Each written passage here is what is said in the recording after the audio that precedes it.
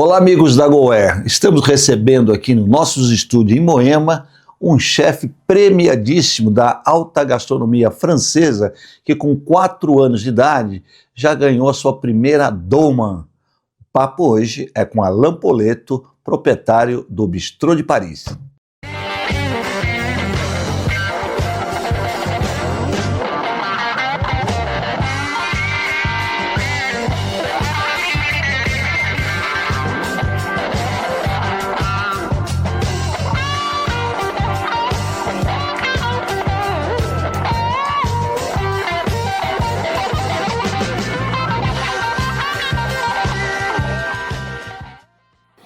Alain, obrigado por você ter vindo aqui nos estúdios da GoAir para contar um pouquinho da sua trajetória profissional, que é riquíssima.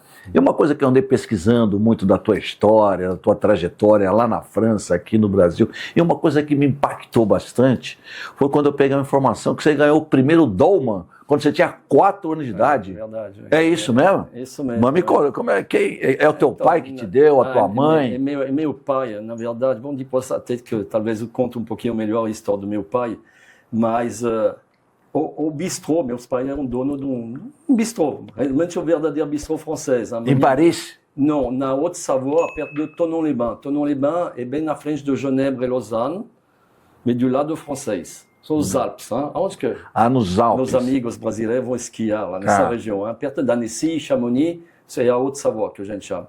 E meus pais eram donos de um bistrô pequenininho, o verdadeiro bistrô francês. Minha mãe no salão, fazendo tudo, servindo os clientes, limpando o banheiro, fazendo o caixa. Eu sou sozinho lá, uns 20 lugares, e meu pai na cozinha, e tinha 2 quartos em cima. Olha. Então era nossa casa. Então na verdade, eu fui criado sempre pelo meu pai, dentro da cozinha. Dentro da cozinha. Porque minha mãe não me deixava ir no restaurante com ele, falava que você atrapalha os clientes, então não pode ficar com os clientes, então eu tinha que ficar com meu pai. Na cozinha? Na cozinha, senão você era os quartos para dormir, então aonde que eu podia ficar era só na cozinha. E o restaurante bem pequeno? Bem pequeno. Um bistrozinho pequenininho, 10 lugares. 10, 20 lugares máximo. Era muito acolhedor, era um verdadeiro bistrô. Bom, eu ficava sempre dentro da cozinha. Aí, claro, desde pequenininho, estava lá atrapalhando talvez até meu pai. Mais atrapalhando que ajudando. Aí me falou, não, você vai começar a trabalhar pequeno. Então, é verdade que há 4 anos, me comprou a primeira Dolman e me colocava em cima de uma cadeira, em cima da fritadeira, para fritar as batatas fritas. Olha. Então, esse é um pouquinho aí o início da então você ganhou essa Dolman. Aí eu ganhei. Ganhou uma Dolman. Só que eu tinha que trabalhar, porque eu tinha dado braço com meu pai. 4 anos de idade. 4 anos. Quanto tempo durou esse bistrô do teu pai lá? Meu pai ficou nesse bistrô mais de 15 anos. Mais de 15 anos. Não é? Juntando mais um pouquinho de dinheiro para poder abrir depois um hotel-restaurante nos anos 1970. E lá eu tinha 3 anos, então eu coloquei uma Dolman maior e eu fui ao fogão de verdade, eu tinha 3 anos. Já tinha 13 anos. 1º de julho de 1970, eu tinha 3 anos.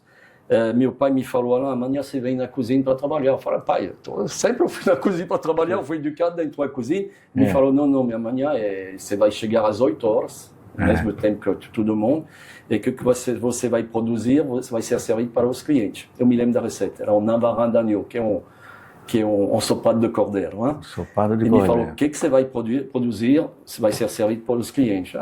Foi lá, meu pai me ajudou, eu fazendo, servia os clientes, era às 2 da tarde, tem que limpar a cozinha, fazer a pia e tudo.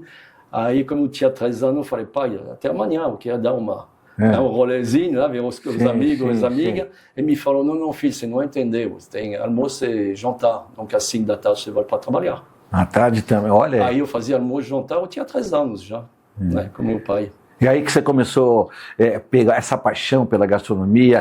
A tua mãe cozinhava ou não? Era só teu pai? Só meu pai, no restaurante só meu pai. Em casa era pouca. Na verdade a primeira casa era o próprio bistrô. Então era sempre meu pai. Mas quando a gente meus pais tiravam férias, nem sei se tiravam férias, porque eu vi sempre meus pais trabalhando finalmente. Quando a gente tinha 1, 2 dias assim em casa, minha mãe cozinhava.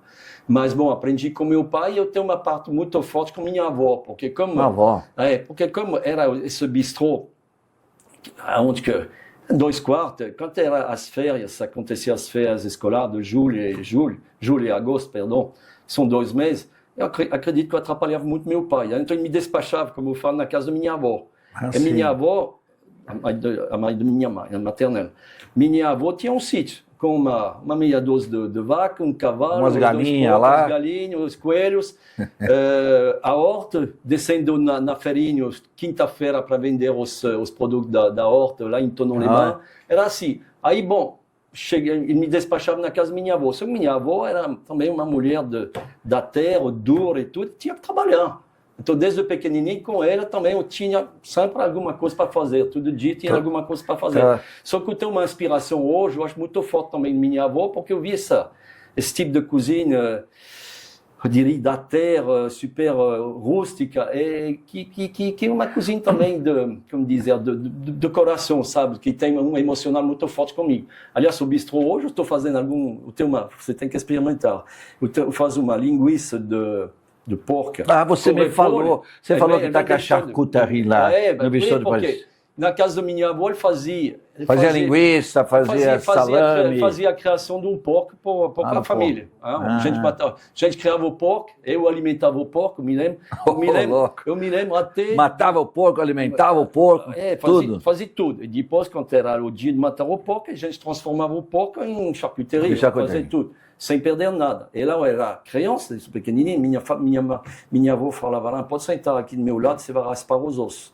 Para não perder nada, passaram por guerra, minha avó, passaram por guerra, minha mãe também, aliás. Então, é assim, é raiz, você não pode perder nada. Então, pegava os ossos, me falava, o osso tem que ficar branco, limpo. Aí, bom, para perder nada. Aí, com tudo esse sobra de carne, a gente fazia linguiça, e depois colocava o repolho. E na época, assim, talvez só agora, pensando melhor, c'est porque o repolho. E, na verdade, porque era para encher a linguiça. Para encher a linguiça. Para ter um rendimento maior. Sim. E, na verdade, como a gente matava o porco no inverno, a 0 graus, ou menos 5, no ar livre, a gente matava o porco. A última verdura viva na horta, embaixo da neve ou do gelo, era o repolho. Era o repolho. Então, na verdade, eu fazia uma linguiça com o que tem. Tem o quê? Repolho, vai com repolho.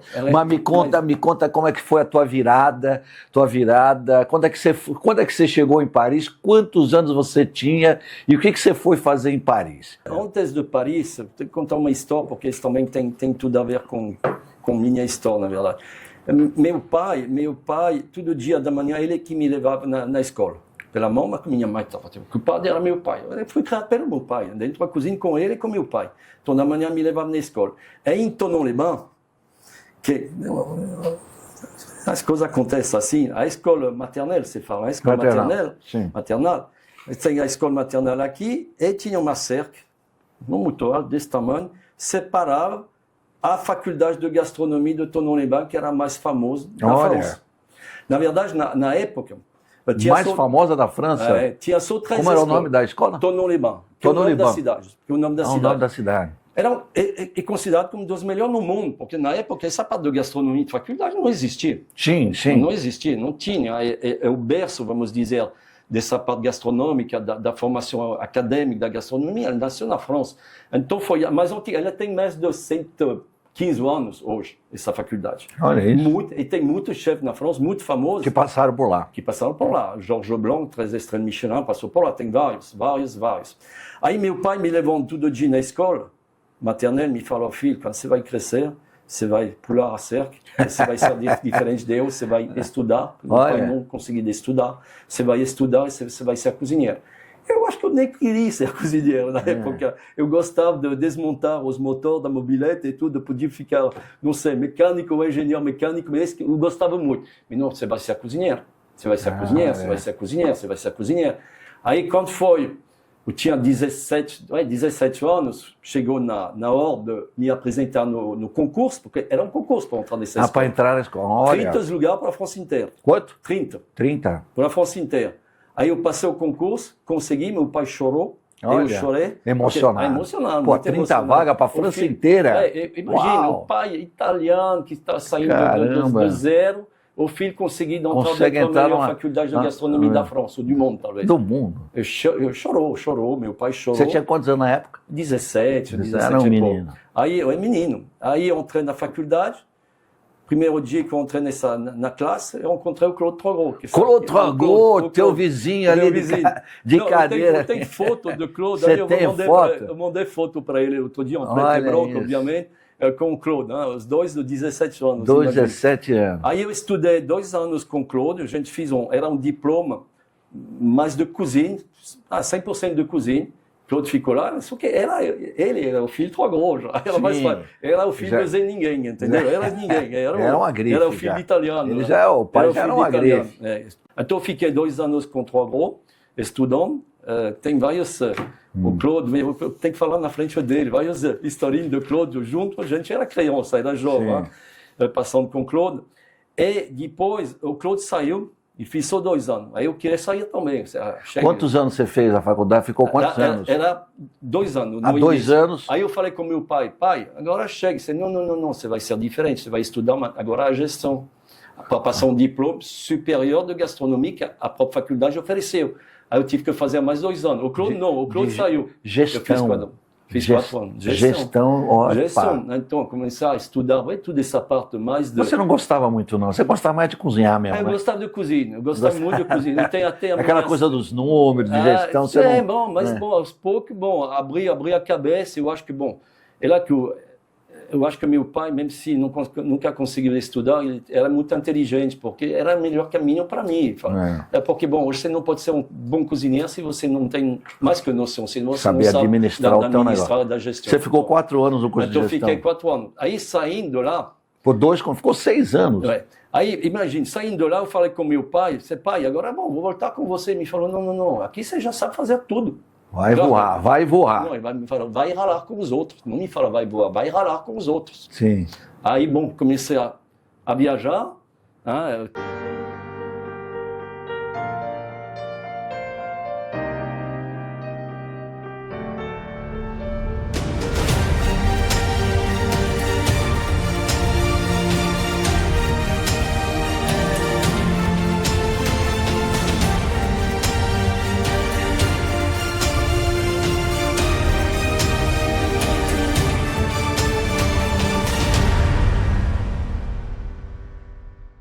GoWare, eleita a maior grife editorial do Brasil com o melhor conteúdo de lifestyle e gastronomia para quem curte o lado bom da vida. Revista, portal, aplicativo e eventos com experiências exclusivas sobre moda, beleza, saúde, comportamento, gastronomia, turismo, automóveis, business, tecnologia, cultura e entretenimento.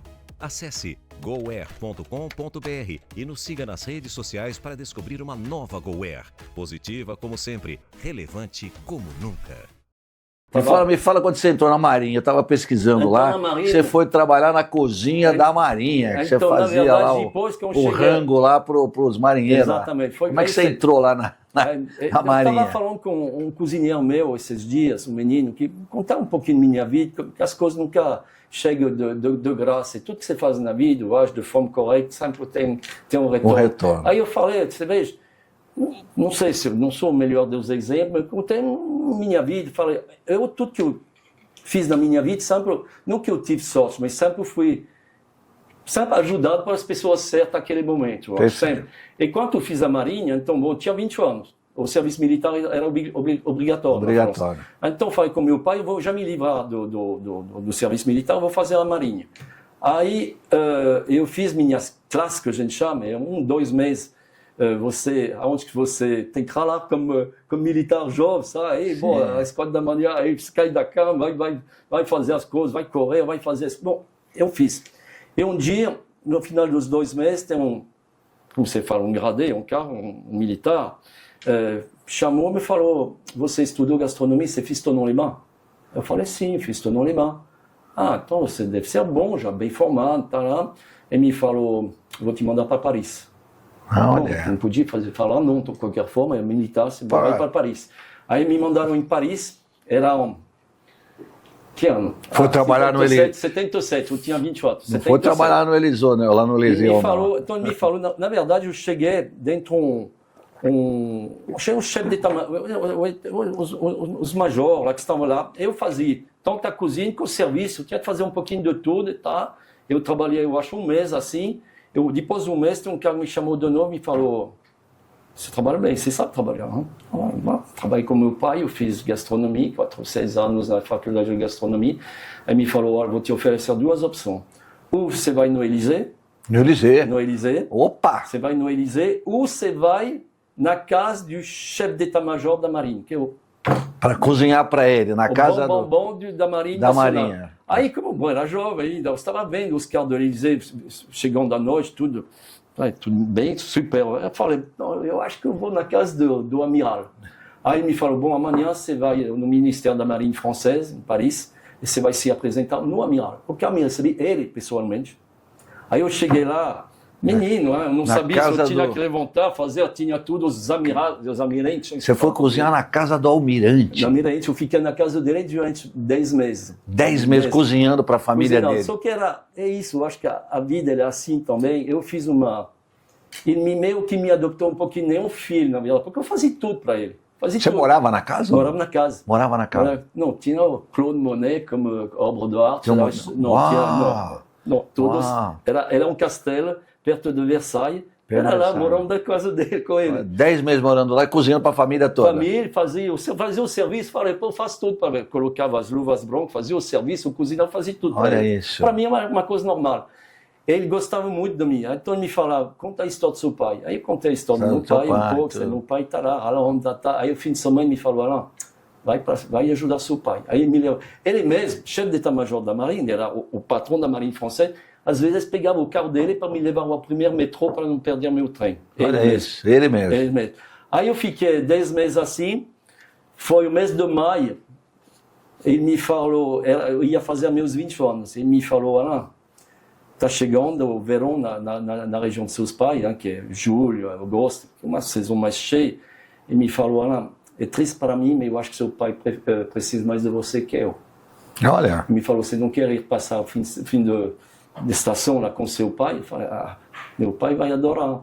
Ele falou, amanhã você pode vir no Ministério da Marinha, a gente vai arrumar isso. Ele chamou o almirante principal de Paris, que chegou tudo vestido lá. Sim. Ele falou, esse meu majordome lá, eu quero que você libere esse cara. Eu fui liberado. E não existe. Quando você entra no serviço militar 1 ano, você tem que fazer 1 ano. Sim. Eu fiz 10 meses, me falou, vai ajudar seu pai. Você te liberou, dispensou? Me dispensou. Dispensou. Eu acho muito bonito. Era amiral Schweitzer, era uma família. Sim. Uma família. Mas você foi para o teu pai, mas você ficou pouco tempo lá. Então, você ficou pouco tempo. Eu ajudei meu pai naquele momento, e depois meu pai fez lá que me falou, você agora vai embora, volta para Paris. Aí eu comecei a ir em Paris, eu trabalhei também na época em Saint-Tropez, depois encontrei os donos de Saint-Tropez, gostavam de mim, abriram um restaurante nos Estados Unidos, eu fui ajudar eles para abrir um restaurante nos Estados Unidos. Nos Estados Unidos? Que cidade? Em Williamsburg. Aí eu ajudei a montar um restaurante francês em Williamsburg, aí eu comecei a ir de um lado e do outro lado, durante 3, 4 anos, eu fiz... Só que, imagina, eu tinha já uns 10 anos de cozinha, como comida de cozinha, não pretendia ser chefe como é hoje.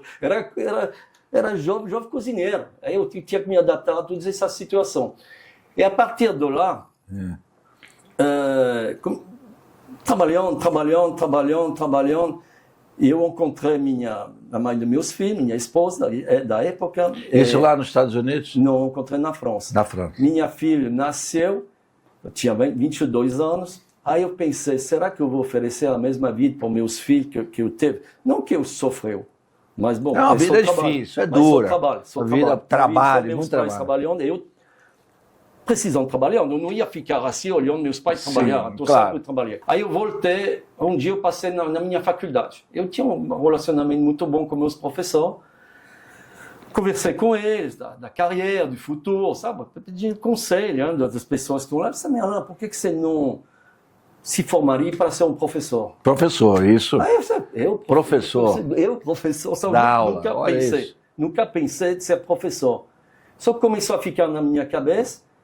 Claro, bom, se eu sou professor, bom, na verdade, professor, é como se aqui no Brasil você é professor público, na verdade. Não Sim. é de escola privada, é de Educação Nacional Francesa. Então você é funcionário público.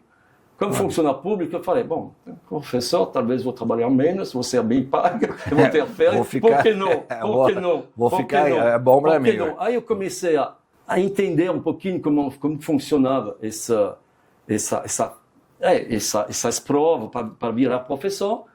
Aí eu estudei durante 2 anos, porque, bom, é um concurso público. Ah, é um concurso. Norberto, Passou no concurso? tinha Quantos candidatos tinha? 438. 438, você lembra até hoje. E duas vagas. Quantas vagas? Duas. 2 vagas? 438 candidatos. Grau, e você foi lá e passou. Aí, bom... Você era um gênio. Não, Era um gênio. Não. Pô, Meu pai chorou de novo. Ah. Chorou de novo. Meu filho agora não é mais cozinheiro, ele é professor. É professor. Só que, bom, não saiu professor de lá. Eu passei o concurso, fiz um funil, 400, 250, fiz a final em Paris, 20. Olha isso. Norberto, eu fiz vários concursos de cozinha e foi realmente... Bom, era para isso. Hein? Se você tem 400 candidatos, você tem que escolher 2, tem que ser difícil. Sim. Porque o menu, eu me lembro do menu que eu fiz, o cardápio, era super clássico, porque tem todas as técnicas que você pode imaginar. Eram 5 pratos em 4 ou 5 horas, com um comi. E gente, era 20, sabendo que tinha 2 que não saíam de lá. Sim. Eu saí dentro desses 2, o segundo era, só para te explicar um pouquinho o nível, o cara já era melhor ouvrier de France, sabe? Tem bleu, blanc, rouge aqui na França. Sim. Ele, o Jean-Luc Danjou, e a gente foi os 2 selecionados. E a partir de lá, eu acho genial a educação na França desse lado, me pagaram 4 anos de formação. Eu voltei na escola. Estudar. Eu tinha já 25, 26 anos. Voltou a estudar. Voltei a estudar. E lá, durante essa formação, 4 anos. Aí eu fiz 2 anos em Paris, não, 5 anos. 2 anos em Paris, a école normale, que a gente chama. Foi para Lyon? E depois foi para Toulouse. Toulouse. Por isso que eu gosto de fazer foie gras e pato, magret de pato, essas coisas que eu aprendi. Conheço tudo, já estive lá. Eu já aprendi a fazer em Toulouse. E eu fiquei mais 4 anos em Toulouse para preparar um mestrado. É um mestrado. E durante esse mestrado, era louco. Eu estudei engenharia de cozinha, bioquímica, marketing, direito. Eu tinha 3 professores só de direito. Direito d'entreprise, marketing. Porque quando você é para ser professor superior, sim, você vai ensinar para os alunos que têm um nível, porque tem vários níveis. Sim, você tem professor. Mas você já ia dar aula para aqueles alunos. Que a gente chama de tecnicien superior na França. Então, meus alunos eram já... Quase chefe de cozinha? A gente não mistura, desculpa a palavra, não tem essa... Como dizer, essa classificação. Já é alunos que tinham feito já um bacalaureat, que a gente chama, científico, tudo com cabeça já muito bom. Então, o professor, mesmo se ele é professor de cozinha, ele precisa poder falar de bioquímica, falar de microbiologia, de engenharia, falar de engenharia e tudo. Aí eu fiz 4 anos de formação. Tem dia eu falava com o meu colega, a gente era 2. Olha. Somos 2, como professor, a gente falava, a gente nem pode brincar porque somos 2. Somos 2. Então, e tem dia a gente fala, mas putz, eu quero ser professor de cozinha, porque tem tantas matérias diferentes. Só que, bom, uma riqueza que hoje me ajuda todo dia até para administrar o bistrô.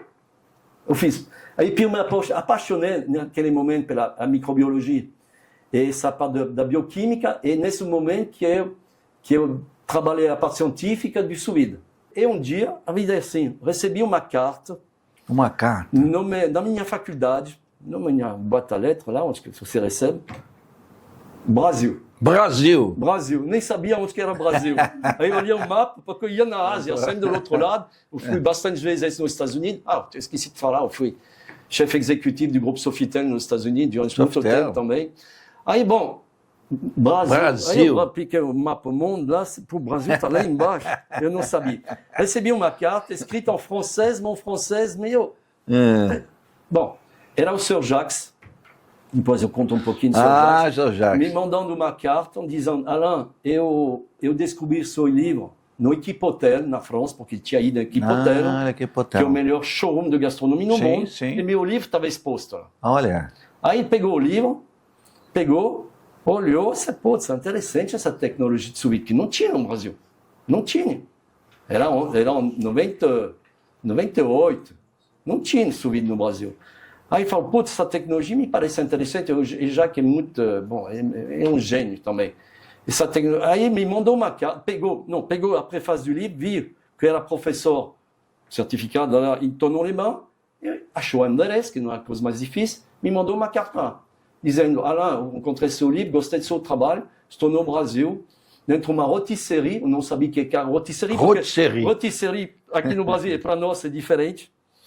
Aí ele me falava de massa, muitas vezes. Porque rotisserie vem da palavra rôtir. Rôtir é assar. São os assados, é o frango, essas coisas. É o que você imaginava. Só que aqui em São Paulo, a colônia italiana é tão grande que eu trouxe massas dentro das rotisserias. Ele me fala muito de massa, de molho. E como eu queria passar por um bobinho, eu falei: não, tudo bem, eu entendo. Na verdade, não estava entendendo nada. Você por que está me falando de rotisserie de massa? Parce que ele me falava: eu quero desenvolver uma linha de massa, eu quero desenvolver uma linha de molho.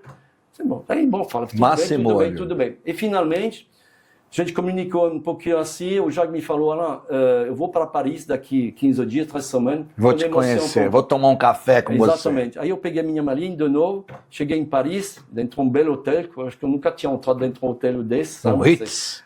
Tipo Ritz, eu cheguei lá, o concierge me falou: não, o senhor Jacques está andando na rua, e daqui a alguns minutos ele vai chegar. Chegou o Jacques, porque assim...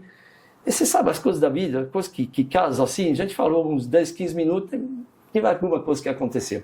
A gente passou o dia inteiro junto, tinha, me lembro, tinha um evento de gastronomia em Paris, eu levei ele, me falou: pô, você conhece muita gente aqui, né? Eu conheço. Aí ao final do dia ele me falou: Alain, se eu te mando uma passagem para me visitar no Brasil, você vai me visitar? Eu vou. Eu vou. Não conheço, eu vou. Não conheço. Ele veio me buscar em Guarulhos, me lembro, às 5 da manhã, ele mesmo. Entrei em São Paulo, sabe, cinza. O que ele fazia na época? Qual era a atividade?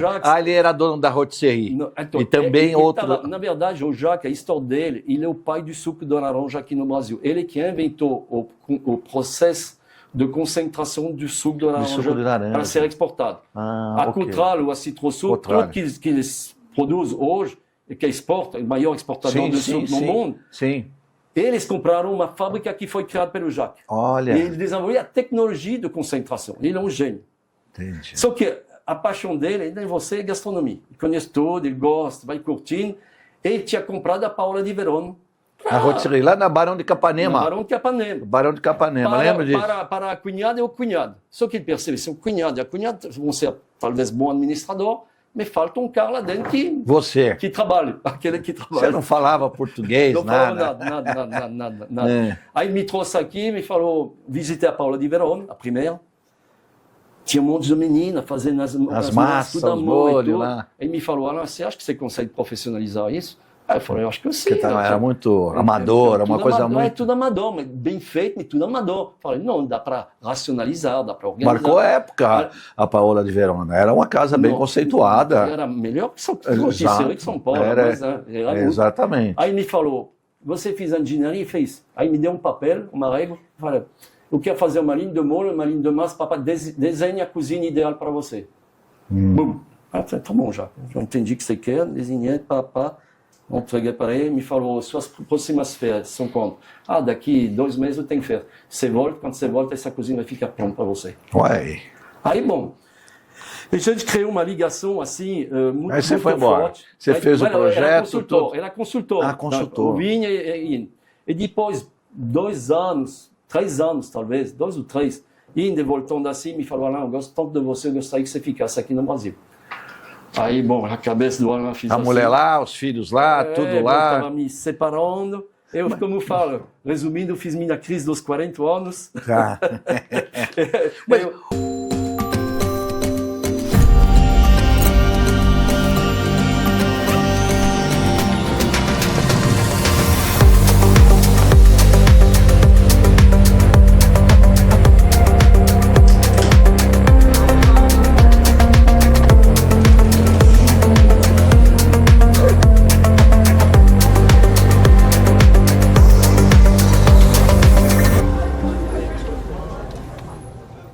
Um detalhe, Alain, o que mais te encantou no Brasil, logo que você chegou, o que mais você estranhou? O que você se encantou, o que mais você estranhou? O impacto, você rodou a Ásia, rodou os Estados Unidos, tudo mais. Que me encanta, e continua me encantando. Encantando. Eu estava falando, aliás, agora saindo do bistrô, por quê? Eu estava falando com uma senhora que trabalha comigo nos eventos, eu estava falando: A reação dela, que eu gostei, mas que é bem do Brasil, eu vou explicar para você. Eu falei, terça-feira tem meu neto de 3 anos que vai chegar aqui no Brasil. Ele vem sozinho. Vai vir aqui, eu vou buscar ele terça-feira em Guarulhos. Aliás, eu já comprei 2 donos para ele.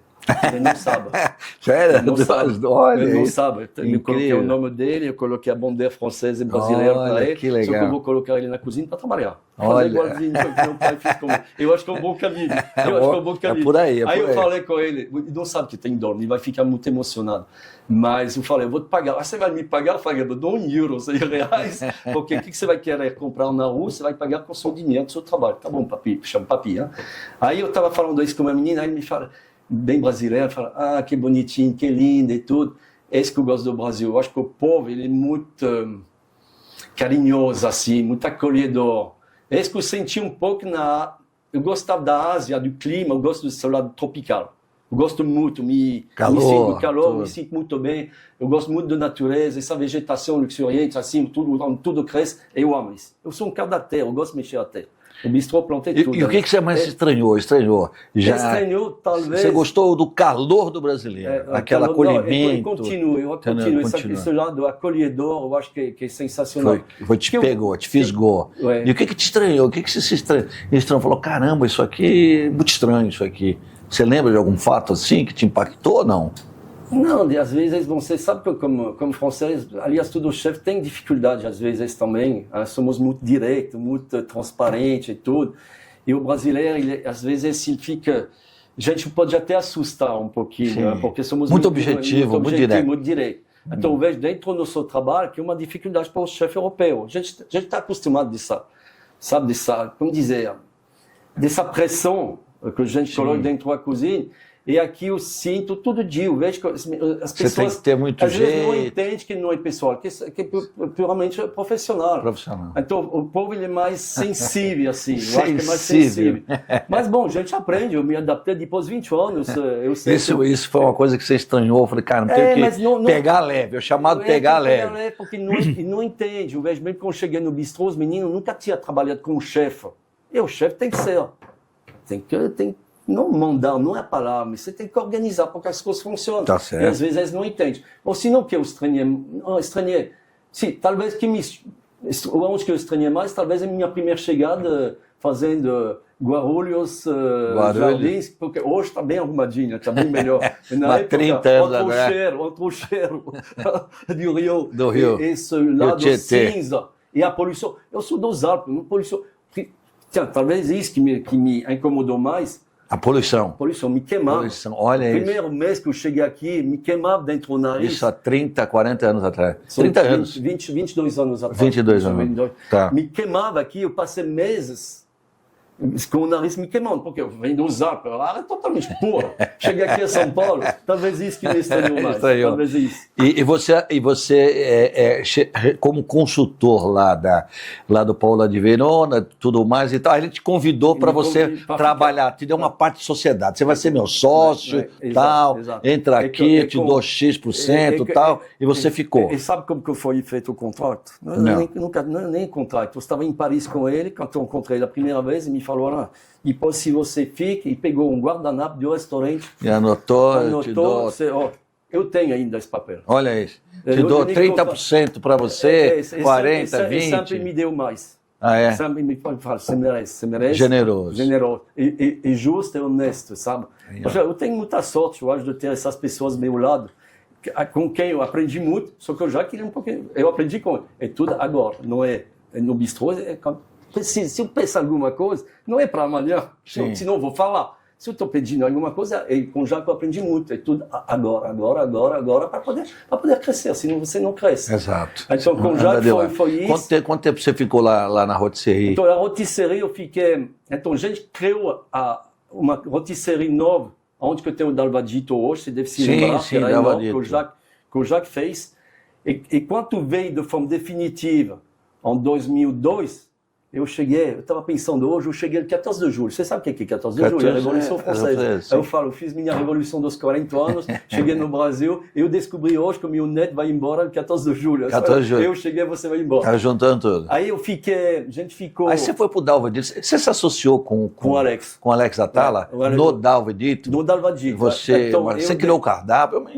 Como é que foi a tua passagem pelo Dalva Dito? Na verdade foi assim, a Paula de Verón estava indo bem, tá, mas bom, já decidi assim, não, vamos mudar um pouquinho a sociedade, vamos separar duas coisas, vamos deixar a marca e a produção com o cunhado, e eu vou ficar com o Alain no espaço físico, onde eu tenho o Dalva Dito. E, como o Alex era nosso vizinho, conversando e tal, o Alex falou, bom, por que a gente não faria alguma coisa junto, montar o que em francês a gente chamaria o bistrô d'à côté, sabe, o bistrô do lado, porque muitos restaurantes gastronômicos têm um restaurante mais simples do lado. Então, a ideia o mais simples do lado. Para fazer dinheiro, aliás, muitas vezes é isso, para fazer volume. Aí, o Alex, naquele momento, estava falando com o Jacques e falou, não, eu topo, uma condição que o Alain fique com a gente. Aí, disse, não, tudo bem, eu fico, eu estou com o Alex, tá. Então, a gente fez um John Venture, com Alex, Jacques e eu também como sócio. E, obviamente, bom, eu fiquei lá para poder, como dizia, desenvolver, criar a cozinha. Eu desenhei a cozinha do Dalva Dito. Você desenhou a cozinha? Eu desenhei. Eu fiquei, na verdade, quase 2 anos dentro da obra. Mas quem que fez o cardápio foi o Alex? Porque na cozinha, a cozinha típica brasileira, né? São os pratos brasileiros. O Alex como é que você entrou ali? O Alex foi muito legal. No Alex você tem que viajar o Brasil inteiro para entender melhor da cozinha brasileira. Sim. Aí eu viajei e me mandou com uns amigos dele, que seja no norte, no sul do país, para tentar entender um pouquinho dessa cultura. Mas eu teve dificuldade, sabe por quê? Porque, por exemplo, na França, você vai, não sei, você tem uma receita regional, um bourguignon. Você vai achar uma receita escrita de bourguignon. Aqui, por exemplo, você não quer fazer uma moqueca de verdade. Não achava receita da verdade. Porque eu ia lá, era de um jeito, eu ia lá de outro, eu ia na Bahia, entendeu? Aí eu estava um pouquinho confuso, porque estou acostumado a ter um enquadramento. Você me dá, tudo bem, gente, vai.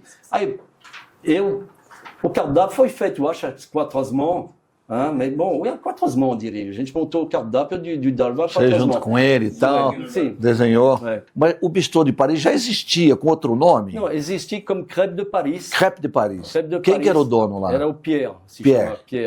E o Pierre tinha... No mesmo lugar que está hoje? No mesmo lugar, totalmente diferente. Menorzinho também. Hoje a gente está com... São casas de vida, na rua, são 12 casas. Quando eu cheguei, o Pierre tinha 2 casas. Aí eu aluguei uma terceira, uma quarta, muito rápido para poder crescer e montar uma cozinha dentro, porque nem tinha cozinha.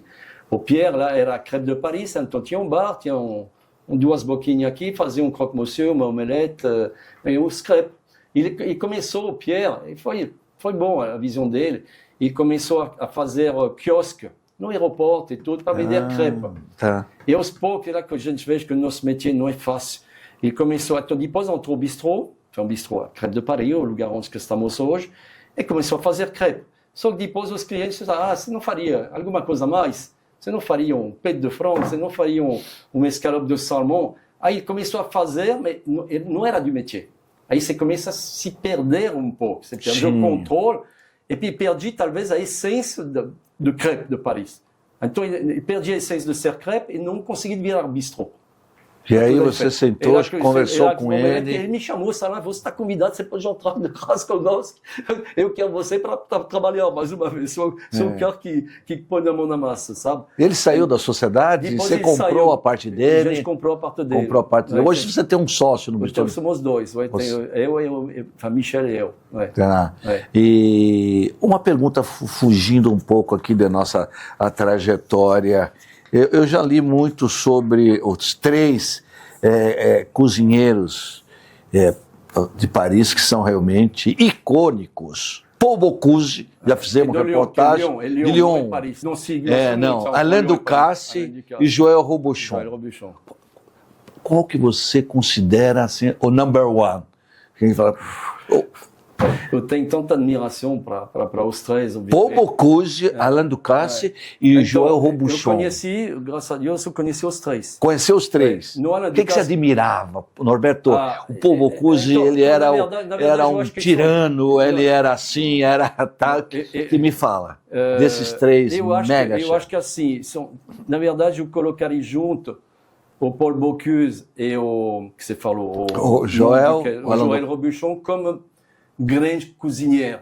grande cozinheiro, O Ducasse, ele é um grande cozinheiro, mas ele é um grande empresário. empresário. O cara, eu acredito que continua de ser Sim, o cara que sim. tem mais estrelas no mundo. Exato. Eu conheci ele bem quando eu era professor, o governo, os melhores professores, a gente ia no Alain Ducasse, um estágio. Sim. No Alain Ducasse. Eu passei muito estágio. tempo, a gente encontrou o Sim. Alain Ducasse. Ele vem aqui no Brasil, eu encontrei ele de novo. O Paul Bocuse, eu consegui encontrar ele uma, duas vezes também. E o Joël O Robuchon? Joël Robuchon, eu encontrei ele uma vez, mas eu tenho um amigo, o amigo meu que se formou como professor, trabalhou com ele. Ele me contava, era duro. Era Era difícil. duro. Ele falava, era difícil. Difícil Era lidar. muito difícil. Mas era muito firme na cozinha, dessas grandes brigadas, que hoje é diferente. Eu acho que, pelo bem também, esses caras eram muito difíceis, mas era assim. Né? Eram geniais, geniais. Não, mas são geniais. Eu acho que, em termos de...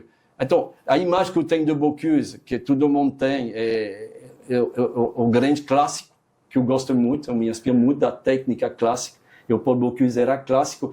Talvez o Paul que a gente tem que ter o melhor reconhecimento, porque ele que colocou a cozinha, a gastronomia française no mundo, com certeza que é ele que fez. Ele que fez. Paul Bocuse. Paul Bocuse, ele é o primeiro. Completou 100 anos, né? Ele que fez. E o Alain Ducasse, bom, continua para trás, mas como sendo, eu acho, um grande empresário. Mega empresário. Mega empresário. Soube fazer fortuna, ficar multimilionário. Deve ser. A sorte que ele tem, porque às vezes as pessoas me falam, o Jacques me fala, mais lá, você poderia virar um Alain Ducasse, abrir um monte de restaurantes. Bom, não sou Alain Ducasse, eu sou Alain Paulette, mas também, hoje a grande dificuldade, hoje eu poderia abrir outro restaurante aqui no Brasil. Sim. Aliás, tem muita gente que gostaria de abrir, mas eu preciso de mão de obra boa. Mão de obra. Eu preciso de chefe. Na França, você consegue de ter chefes jovens e bom formados. Você tem. Aqui já. E as faculdades que existem aí, você não vê? Tem 9 faculdades, 9, 10 de gastronomia. São boas faculdades? Como é que você avalia essas faculdades de gastronomia aqui? Eu vou no Até Senac, o Cordon Bleu chegou aqui. Então, eu conheço, eu acho, quase todo mundo. São boas ou não são boas essas faculdades de gastronomia? São boas. São boas? Não, são boas. São boas. Mas, l'autre dia, eu estava falando no Cordon Bleu, eu fui almoçar com o Patrick, que é o CEO do Cordon Bleu, e eu falei, cara, é maravilhoso, vocês estão formando, é lindo, maravilhoso. Mas o público que está formando não vem trabalhar comigo. Sim. Não vem. A mensalidade. Entendeu? Não Aquilo dá. é hobby. Então, Aquilo é hobby de pessoas ricas que vão lá. Porque aí aprender eu a falei, cozinhar. putz, até o governo francês, não sei quem, porque a gente precisa de ajuda. Eu, se eu estava um pouquinho mais jovem, eu gostaria de montar um programa, porque eu sou professor do Alma. Eu montaria uma escola muito simples para formar técnico de cozinha. Na França, a gente tem um diploma que a gente chama CAP, Certificado de Aptitude Profissional. Eu passei também para brincando, Sim. porque é importante ter. E são os meninos que não gostam de estudar muito, Sim. que não querem fazer faculdade, aí Mas vão na escola, 3 dias por semana, e passam 3 dias num patrão. Na prática. Na prática. Mas o cara é escolhido pela escola, ele tem que ser, ele é um dono do restaurante, mas tem que ser aquele que vai cuidar do aluno. Não é para jogar lá na pia, não, vai cuidar. Esses meninos fazem 3 anos assim, são os melhores cozinheiros que a gente tem. Não acredito. Aí, porque são técnicos, aprenderam a descascar, a organizar, a parte higiênica, e já são bons cozinheiros.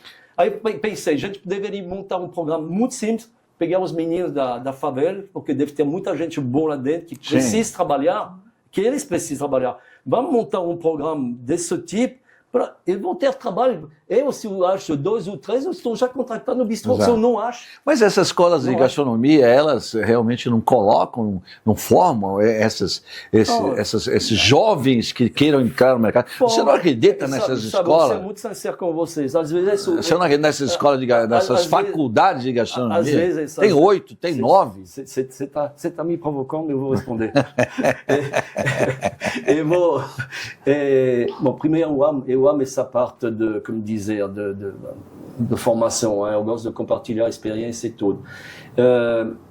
Mas a dificuldade que a gente tem, talvez no Brasil, talvez em outro país, eu não sei, mas que me surpreende, que me dói um pouco no Brasil. Por exemplo, eu vou fazer uma entrevista de um menino que fez um curso lá, que seja, dessas faculdades, sem mesmo falar do Cordon Bleu, mas no Senac, em Morumbi e tudo. Sim. Aí eu converso com o cara, eu falo, tá, gentil, você aí, o que você pretende? Ah, eu sou chefe internacional. Uau! Eu tenho dificuldade de ser chefe, um chefe francês no meio do Ele já sonha em ser eu ainda eu posso até aprender ainda hoje a fazer uma cozinha francesa. Aí eu falo, qual é a sua experiência então de ser chefe? Não, estudei. Não estudo para ser chefe. Você estuda para ser cozinheiro. E ainda você não é um bom cozinheiro saindo da faculdade. Talvez você aprendeu as bases, vamos dizer, ainda bem, a gente precisa de base. E puis você aprende uma parte teórica que vai servir da vida Mas o que inteira. vai valer é a prática. É a prática, a gente não acha. Eu mesmo, pessoalmente, eu sofro no bistrô mão de obra. E talvez hoje a grande dificuldade, eu estava falando com o meu subchefe agora, antes de sair do bistrô, gente, falta paixão. Né? Paixão. Falta paixão. A vida é uma trajetória, uma junção de bons momentos abastecidos por um combustível essencial, a água. A cada copo, uma fonte de saúde e bem-estar. Em cada garrafa, o trabalho de muitos. E a certeza de que há mais de 140 anos, levamos a mais pura água mineral. Águas Prata, tradição e qualidade desde 1876. Você tem um prato que você tem assinatura que teu lá no restaurante, que teu, ou esse prato foi eu que desenvolvi, esse aqui, as pessoas vêm aqui para comer porque sim, foi uma criação minha que está aí. Então, eu sou assim, eu não pretendo dizer que eu como dizer, que eu faço uma cozinha autoral, que é meu. Eu acho que a gente não inventa nada hoje na cozinha.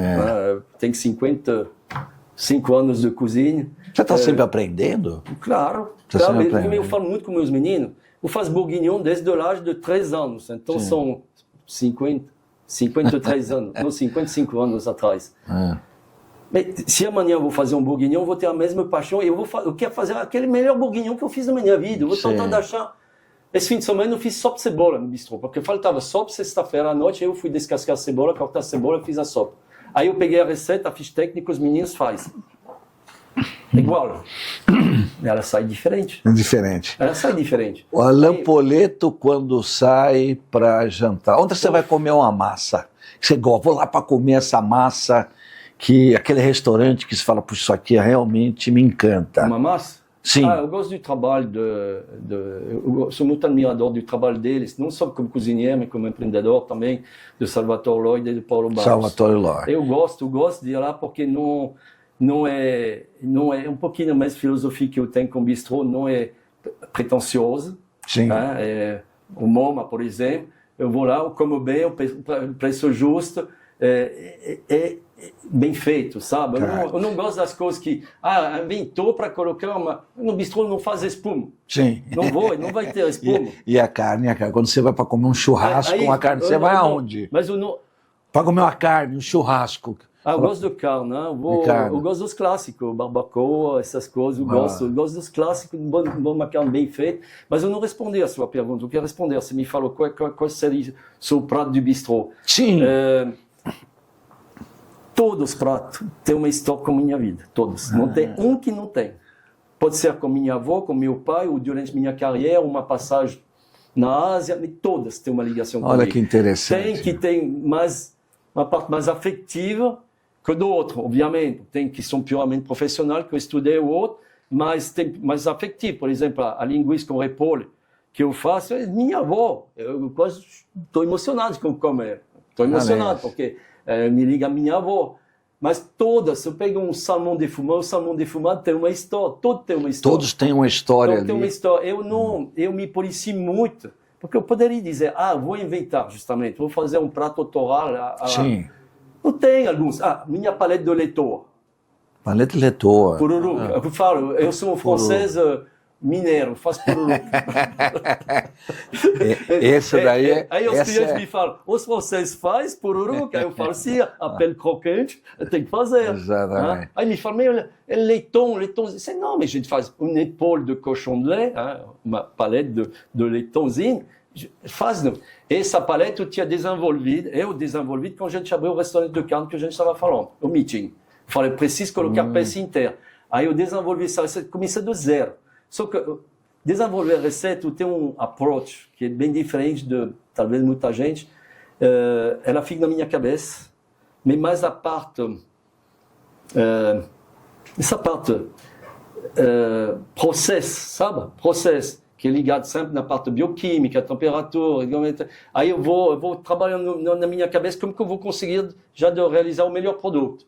Eu não vou no fogão testando. Aliás, meus alunos, são meus alunos. Meus meninos na cozinha falam, chefe, você não faz teste. Quando você faz, o primeiro já funciona. Na tua cabeça você já... Depois eu pego um papel, eu preciso um papel, eu vou desenhando. O papel aqui, eu vou na cozinha e funciona. Porque eu já sei, não, vai ser o sous vide, não vai ser um sous vide. Dia das namoradas eu fiz queria fazer um dos pratos, eu fiz um rossini de pato. Rossini de pato. Aí, eu nunca tinha feito. Rossini de pato. Foi um sucesso? Foi. Só me deu trabalho, tecnicamente. Porque eu fiz um dia, vamos fazer as fotos para a mídia, para as revistas, do meu cardápio. Eu já falei para você que eu quero lá comer o teu cassoulet. Cassoulet vai não sair, tem. Eu acredito. Quando é que não? Eu acredito que semana que vem. Eu já estou mexendo. Você sabe que nas entrevistas que eu faço com chefes de cozinha, e todo mundo, Norberto, você entrevista tantos chefes, pergunta para eles aonde eles vão comer. Entendeu? Que é uma coisa que eles têm a maior curiosidade. Você já falou da carne do barbacoa, você já falou da massa do Salvatore lá da Moma, e onde você vai comer um peixe? Fala, puxa, eu vou comer um peixe aqui, ali. No meu vizinho lá. Qual deles? O Baru? O Baru. Do lado. É pertinho? É pertinho. Às vezes você chega do bistrô no Baru. Você vai no Baru. Eu gosto de comida japonesa porque eu acho ela saudável. Eu gosto de comer Onde é que você vai comer uma comida japonesa? Então, eu gosto dos clássicos, de uma forma geral. Quem seria os? Tem vários. Então, tem vários. Eu não tenho muito na cabeça, mas, bom, eu tenho que falar das pessoas também que eu gosto e que eu admiro. Eu sou muito... um dos primeiros grandes japoneses que eu cheguei há 20 anos aqui no Brasil, que o Jacques me levou, era o João Sakamoto. Então, o João Sakamoto, eu gosto muito da pessoa, eu gosto do trabalho dele. Eu sou muito amigo do Murakami também. Murakami vem muito no bistrô, eu vou na casa deles também, então eu gosto muito. E às vezes eles vão encontrar um lá meio perdido na Liberdade. Aí eu vou uma loja, eu vejo os japoneses lá, sei onde que vocês vão comer? Aquele lá, aí eu vou. É bom porque é puro, é natural. Eu vou onde os japoneses vão. Mas tem os seus outros, gente que conhece lá, que são mais falados no momento. Mas eu gosto... O japonês é a mesma coisa. João Sakamoto. João Sakamoto. Alain Poletto, olha, esse papo, eu tô com... tinha aqui 60 perguntas. Deu para fazer 18. Bom, volta uma vez, eu volto com você quiser. Eu posso voltar. Eu não contei toda a história ainda. Eu não posso dar a história inteira. Exato, essa é parte 1. Nós vamos fazer uma série com você para você continuar contando essa trajetória que é incrível. É bom, né? Eu gosto de compartilhar. Eu falo até bastante com meus meninos. Às vezes eu não sei se eles entendem tudo, porque a visão deles é, ele é o dono, né? Ele é gringo, ele é o dono, ele é rico, ele é não sei o quê, acho que eu ganho tudo assim de forma fácil. Às vezes você não vê pensar, fala, vou vender isso aqui, vou sair viajando pelo mundo, isso aqui... Você quer comprar? Mas o preço não. Mas eu não fico, porque vender o bistrô não tem problema nenhum, acho. Não. Desde que eu fico. Desde que você fique. As pessoas me você não quer gestão, você não quer gestão. Não quer o dia a dia a gestão. Estou pensando de uma forma séria, porque, bom... 68, tá? 68. 68, tem ainda energia. Hoje da manhã nadei 2000, ontem fui correr. Isso é um atleta, Estou bem, estou me cuidando. Eu falo assim, então eu falo com os meninos. Eu tenho 3 pilares na vida, profissional e como pessoas. é dedicação, disciplina e humildade. Alain Poletto, aquele jovem estudante que acabou de se formar, que tem aquele sonho de ter o seu restaurante, de ser um cozinheiro, ser uma celebridade dentro desse mundo gastronômico, o que você mandaria? Qual seria a mensagem que você daria para esse jovem sonhador que quer realmente ser um grande chefe de cozinha? Primeiro, seja um bom cozinheiro. Bom cozinheiro. Cozinheiro. Não, eu sou um cozinheiro, eu sou chefe hoje, porque eu tenho 18 cozinheiros, eu estou chefe da equipe, mas senão eu sou cozinheiro. Eu acho que você tem que ter paciência, porque não é um dia para o outro, jamais. Se constrói. Eu acho que sempre cuidar também cuidar das pessoas que estão ao redor de vocês, que você sente que às vezes quer te ajudar, sabe, ser honesto, ser correto, e tem que ter paciência, sempre tentar também de se aproximar dos bons profissionais, eu acho, porque não tem um bom aluno sem ter um bom professor, isso não vai existir, então não adianta de ir a um lugar, e quando eu era professor, muitas vezes o cara estava saindo com um belo diploma, então, chefe, como você me orienta? Aí você pode achar com um belo diploma, julgar onde você vai fazer dinheiro, talvez, muito rápido.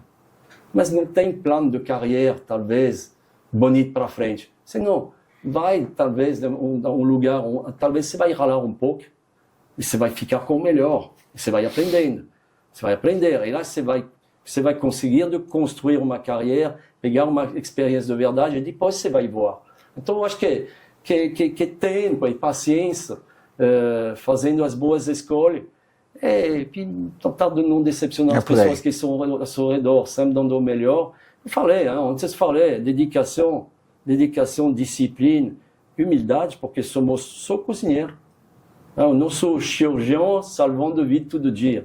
Amigos da Goer, tá aí, um professor, um estudioso, chefe consagrado, e tá lá, pilotando o Bistrô de Paris. É uma travessa da Augusta, é uma viela ali e tudo mais, super aconchegante, um lugar charmoso, e ele tá lá para receber, para recepcionar todos os clientes dele, realmente com um sorriso e com esse sotaque. Ele não perde o sotaque. Não é. Já está aqui há quantos anos? 22 anos.